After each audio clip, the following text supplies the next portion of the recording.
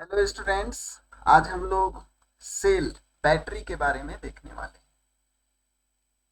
जिसे कि हम लोग सोर्स ऑफ ईएमएफ भी कहते हैं। इलेक्ट्रोमोटिव फोर्स को सप्लाई करने वाला सोर्स जो कि सेल या बैटरी है। जैसा कि आप जानते हैं, बैटरी में दो टर्मिनल होता है।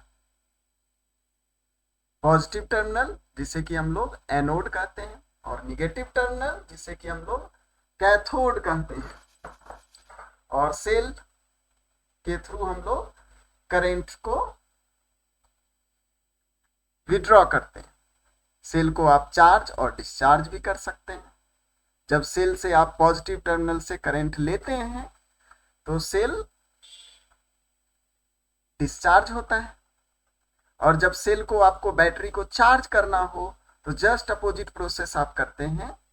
पॉजिटिव टर्मिनल में करंट सप्लाई करते हैं, निगेटिव टर्मिनल से करंट बाहर निकलता है। तो आज हम लोग सोर्स ऑफ ईएमएफ के बारे में चर्चा करेंगे। तो ईएमएफ इज बेसिकली, नाम से तो ये लग रहा है इलेक्ट्रोमोटिव फोर्स, इसका फुल फॉर्म है electromotive force, but it is not a force. ये दोनों टर्मिनल के बीच का पोटेंशियल डिफरेंस है जब बैटरी से आप कोई करंट विड्रॉ नहीं करते हैं।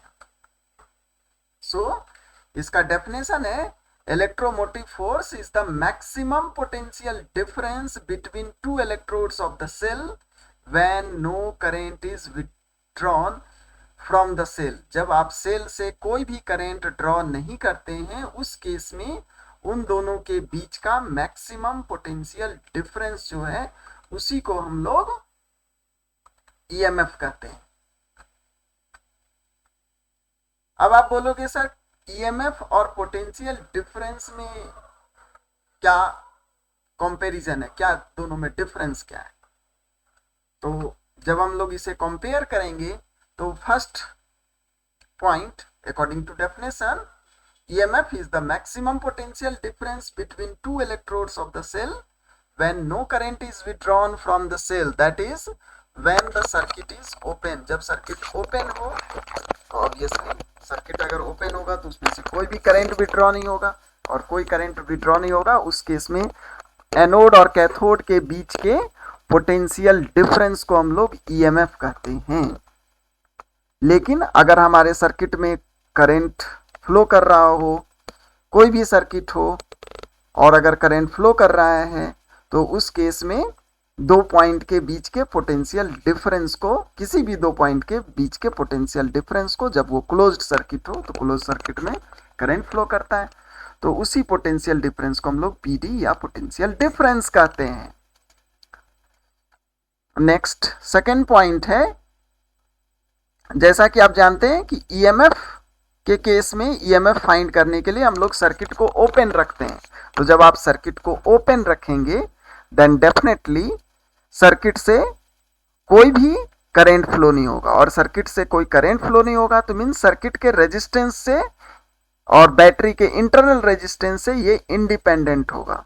तो of course EMF is independent of the resistance of the circuit, but potential difference इस केस में हमारा सर्किट क्लोज्ड होता है और करंट फ्लो करता है, तो डेफिनेटली जो सर्किट का और बैटरी के अंदर का रेजिस्टेंस है उस पर ये डिपेंड करता है। So potential difference it is proportional to resistance between two given points.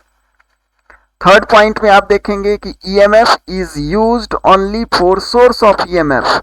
जब भी हम लोग ईएमएफ की बात करेंगे तो डेफिनेटली हमारे पास सोर्स ऑफ ईएमएफ, जिसके लिए कि हम सेल का यूज करते हैं, तो सेल के लिए ही हम लोग ईएमएफ टर्म का यूज करेंगे। लेकिन पोटेंशियल डिफरेंस ये किसी भी दो पॉइंट, सर्किट के किसी भी दो पॉइंट के लिए हम लोग इस टर्म का यूज कर सकते हैं। दो पॉइंट के बीच के पोटेंशियल डिफरेंस को सर्किट के किसी भी दो पॉइंट के लिए हम लोग यूज कर सकते हैं, बट ईएमएफ हम लोग सेल के लिए ही यूज करेंगे। फोर्थ पॉइंट है, EMF is greater than the potential difference between any two points in a circuit। तो बेसिकली EMF तो हम लोग सेल के लिए ही यूज करते हैं, और सेल जब हमारा ओपन सर्किट हो, सेल से कोई करंट विड्रॉ नहीं कर रहे हैं, तो उस केस में जो मैक्सिमम वोल्टेज है वही हमारा EMF है। लेकिन एक बात और ध्यान रखेंगे, ईएमएफ से भी ज्यादा वोल्टेज आपको मिल सकता है जब बैटरी को चार्ज करते हैं। तो बैटरी को चार्ज करने के लिए बैटरी के ईएमएफ से ज्यादा वोल्टेज आपको सप्लाई करना पड़ता है। तो उस केस में जब आप बैटरी को चार्ज करते हैं तो ये पाएंगे, however potential difference is greater than EMF, EMF से भी ज्यादा होगा जब बैटरी को आप सेल को चार्ज करेंगे। तो ये बेसिकली हमारा ईएमएफ और पोटेंशियल डिफरेंस के बीच का कंपैरिजन है। इसके बाद हम लोग देखेंगे बैटरी से जो करंट फ्लो करता है वो किस किस पैरामीटर्स पर डिपेंड करता है। तो बैटरी के अंदर का एक रेजिस्टेंस होता है, डेफिनेटली उसके बैटरी सेल के अंदर इलेक्ट्रोलाइट होता है, और इलेक्ट्रोलाइट करंट के फ्लो करने को ऑब्स्ट्रक्ट करता है। तो उसी के ऑब्स्ट्रक्शंस के कारण एक करंट को फ्लो करने में बाधा उत्पन्न होती है, जिससे कि हम लोग रेजिस्टेंस या इंटरनल रेजिस्टेंस कहते हैं। तो नेक्स्ट हमारा टॉपिक है internal resistance of the cell. तो ये है क्या, तो जैसा कि जानते हैं हम रेजिस्टेंस क्या होता है, तो opposition offered by electrolyte of the cell. Electrolyte current के फ्लो करने में जो अपोजिशंस बाधा खड़ा करेगा उसी को हम लोग internal resistance of the cell कहेंगे। अब ये कुछ फैक्टर्स पर डिपेंड करता है, तो किस किस फैक्टर पर डिपेंड करता है, तो इसके पॉइंट्स को समझने के लिए कंडक्टर के रेजिस्टेंस का फॉर्मूला आप ध्यान में लाएं, जो कि है R is to rho L by A. तो वहां पर देखेंगे उस फॉर्मूला से resistance is directly proportional to length है, और यहां पर लेंथ के लिए हम लोग यूज करेंगे दोनों इलेक्ट्रोड के बीच के डिस्टेंस को, सेपरेशंस को। दोनों के बीच जितना सेपरेशन होगा उतना ज्यादा हमारा रेजिस्टेंस होगा, क्योंकि करंट को एक इलेक्ट्रोड से दूसरे इलेक्ट्रोड में जाने के लिए उतना ज्यादा लंबा रास्ता कवर करना होगा। रास्ता जितना लंबा होगा उतना ज्यादा ऑब्स्ट्रक्शंस होगा। So first point is larger the separation between the electrodes of the cell, तो definitely more the length of the electrolyte through which current has to flow, and consequently a higher value of internal resistance, आपको cell के अंदर का ज्यादा resistance मिलेगा। Second point आप देखेंगे, greater the conductivity of the electrolyte. तो conductivity क्या करता है, तो करंट को फ्लो करने में आसानी प्रोवाइड करता है, इजी होता है। तो अगर कंडक्टिविटी ज्यादा है तो रेजिस्टेंस कम होगा, और रेजिस्टेंस कम होने का सिंपल सा मतलब है कि इंटरनल रेजिस्टेंस कंडक्टिविटी पर डिपेंड करता है। तो इन शॉर्ट आप कह सकते हैं कि internal resistance depends on nature of electrolyte. Third point में आप देखेंगे जो फॉर्मूला है हमारा R is equal to rho L by A, but ये फॉर्मूला हमारा सिर्फ कंडक्टर के केस में अप्लीकेबल है, लेकिन उसी फॉर्मूला का यूज करके यहां पर भी हम लोग रिलेट कर सकते हैं। वहां पर भी एरिया इनवर्सली प्रोपोर्शनल था, तो यहां पर भी इलेक्ट्रोड का जो एरिया है, जो इलेक्ट्रोलाइट में डीप है, उस एरिया के यहां पर भी इनवर्सली प्रोपोर्शनल का रिलेशन है। तो ये आपको रिलेट कर सकते हैं। The internal resistance of the cell is inversely proportional to common area of the electrodes dipping in the electrolyte. उसके बाद आप देखेंगे कि इंटरनल रेजिस्टेंस इलेक्ट्रोड के मटेरियल पर भी डिपेंड करता है, कि क्योंकि अल्टीमेटली हमारा करंट इलेक्ट्रोड से ही पास करना है। तो इलेक्ट्रोड का नेचर क्या है, मटेरियल किस मटेरियल का बना है, उस पर भी हमारा इंटरनल रेजिस्टेंस डिपेंड करता है। तो स्टूडेंट्स आप देखेंगे कि सेल बैटरी को हम लोग इस तरह से सिंबॉलिकली रिप्रेजेंट करते हैं, जिसमें कि पॉजिटिव टर्मिनल को हम लंबे लाइन से शो करते हैं, जिसे कि हम लोग एनोड भी कहते हैं। तो एनोड को हम लोग लार्ज लाइन से शो करेंगे, छोटे टर्मिनल को, निगेटिव टर्मिनल को हम लोग छोटे लाइन से शो करेंगे, और बैटरी के अंदर के रेजिस्टेंस को हम लोग स्मॉल r से डिनोट करेंगे, जस्ट उसके बगल में। तो ये जो पूरा बॉक्स में आप देख रहे हैं, ये हमारा एक सेल का रिप्रेजेंटेशन है। अब इस सेल के थ्रू जैसे ही आप एक्सटर्नल रजिस्टर या कोई लोड या कोई बॉल कनेक्ट करते हैं, तो हमारा सर्किट क्लोज हो जाता है, और क्लोज होने के साथ ही करंट फ्लो करना स्टार्ट करता है। अब यहाँ पर हम लोग देखेंगे कि इंटरनल रेजिस्टेंस के अक्रॉस जो वोल्टेज ड्रॉप हो रहा है उसे हम लोग स्मॉल v से, तो और वो स्मॉल v होगा क्या, तो जैसा कि ओम्स लॉ से जानते हैं आप, करंट और रेजिस्टेंस का प्रोडक्ट मतलब स्मॉल v का वैल्यू होगा capital I into small r। और अगर मैं पूछूं एक्सटर्नल लोड जो कि कैपिटल आर है, उसके थ्रू कितना वोल्टेज होगा, तो बोलोगे sir capital V capital I into capital R होगा according to Ohm's law, V is equal to I R. तो यहां पर आप देख रहे हैं कि कैपिटल ई जो कि सोर्स ऑफ ईएमएफ है, ये सोर्स ऑफ ईएमएफ, इसका जो वोल्टेज है दो पार्ट में स्पेंड हो रहा है। पहला पार्ट इसके अंदर ही स्पेंड हो जा रहा है स्मॉल बी, और दूसरा part capital B external load में स्पेंड हो रहा है। So capital E can be written as capital B plus small B. Capital B के जगह पे हम लोग लिख सकते हैं, जैसा मैंने प्रीवियसली डिस्कस किया, capital B is equal to capital I R, और स्मॉल बी के जगह पे स्मॉल आई आर। अब यहां से आई कॉमन लेके इसे capital R plus small R लिख सकते हैं। और अगर कैपिटल आई का वैल्यू आप फाइंड करें तो सिंपल अलजेब्रा से capital I is equal to capital E divided by capital R plus small R. इसे आप सिंपली भी समझ सकते हैं कि नेट करंट क्या होगा, तो net EMF divided by net resistance होगा। तो नेट ईएमएफ इस सर्किट का कैपिटल ई है, और नेट रेजिस्टेंस कैपिटल आर और स्मॉल आर सीरीज में है, तो दोनों का इक्विवेलेंट रेजिस्टेंस होगा capital R plus small R. So I is equal to capital E divided by capital R plus small R. ये हमारे लिए सर्किट का इक्वेशन है, जिसे कि आप आसानी से लिख सकते हैं। Net current is equal to net EMF divided by net resistance जो कि capital R plus small R. Next हम लोग देखेंगे कि इंटरनल रेजिस्टेंस हमारे किस किस टर्म पर किस तरह से रिलेटेड होता है। Capital E, capital V, capital R, कैसे हम लोग इंटरनल रेजिस्टेंस को फाइंड कर सकते हैं। तो जैसा कि प्रीवियसली हमने देखा जस्ट प्रीवियस स्लाइड्स में, कैपिटल ई हमारा कैपिटल भी प्लस स्मॉल भी के इक्वल होता है, और स्मॉल भी क्या है, तो voltage across internal resistance that is I into are.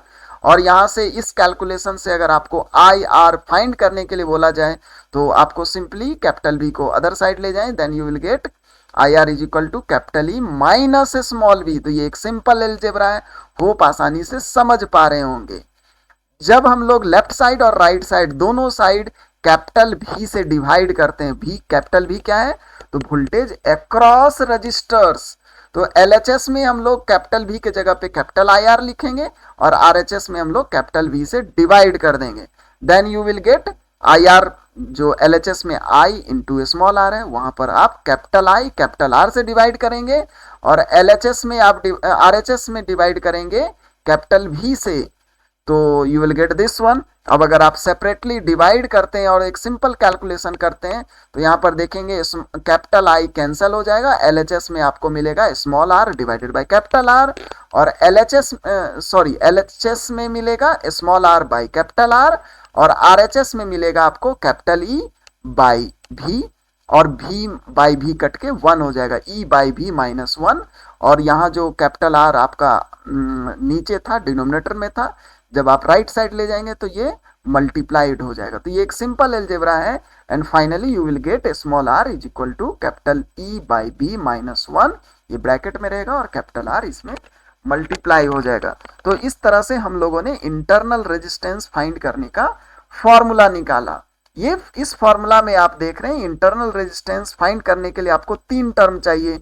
पहला टर्म चाहिए कैपिटल ई जो कि ईएमएफ ऑफ द सेल है, दूसरा टर्म चाहिए voltage across external register capital भी चाहिए, और तीसरा टर्म जो कैपिटल आर का वैल्यू है जो कि एक्सटर्नल लोड का वैल्यू है कैपिटल आर चाहिए, जिसे कि हम लोग रेजिस्टेंस बॉक्स में नोन रेजिस्टेंस को सेलेक्ट करके फाइंड कर सकते हैं। तो प्रैक्टिकल में भी इस फॉर्मूला का हम लोग यूज करेंगे। तो अब एक important question, how to find capital E. तो जब हम लोग ईएमएफ को डिफाइन कर रहे थे तो वहां हमने देखा था कि अगर एक्सटर्नल सर्किट में कोई भी करंट फ्लो नहीं कर रहा हो, उस केस में दोनों टर्मिनल के बीच के वोल्टेज को हम लोग ईएमएफ कहते हैं। तो यहाँ पर आप देख पा रहे हैं इस फिगर में हमने की को ओपन रखा है, मतलब सर्किट हमारा ओपन है। तो इस केस में दोनों टर्मिनल के बीच का जो आपका वोल्टेज होगा that will give the EMF. तो इस फिगर में वोल्ट मीटर करता क्या है, तो दो टर्मिनल के बीच के पोटेंशियल डिफरेंस को मेजर करता है। यहाँ पर आप ये भी ध्यान रखेंगे कि अगर आपको सर्किट के थ्रू फ्लो करने वाले करंट को मेजर करना हो तो आमीटर का यूज करेंगे। तो ये ऑब्जेक्टिव क्वेश्चन के लिए तैयार रखेंगे, पोटेंशियल डिफरेंस को मेजर करने के लिए वोल्ट मीटर और करंट को मेजर करने के लिए आमीटर का यूज किया जाता है।